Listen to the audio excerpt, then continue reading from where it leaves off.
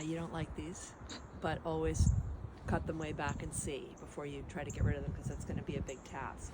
So hollies are very resilient. When we're done with the frost, you can bring them down like a foot or a foot and a half off the ground. Then, if you really don't like them, they'll start kicking out new growth within like a month. Okay, if you then leave them alone, you've got plenty of other things to do. By the end of the summer, let's say, if you really hate them, fair. Then bring them down to the ground, and then I would plant something else. So maybe, because of the light, right next to it, as close as you can get to the roots, okay? Cover the roots up with like a garbage bag or something, and then some mulch.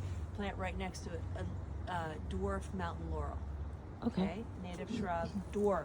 Just because you get the windows, you get the bulkhead. Then, so that's there. Then you can do something else in the middle, or maybe you keep one holly and then have the mountain laurel. Okay, yeah, I think that's more, yeah. Yeah, then you keep that macrophylla there. Then also you have room here. You could do another dwarf mountain laurel if you want to. Okay, I don't yep. know what else you have. Wait and see what you have coming up. Again, the window. Yep. Okay.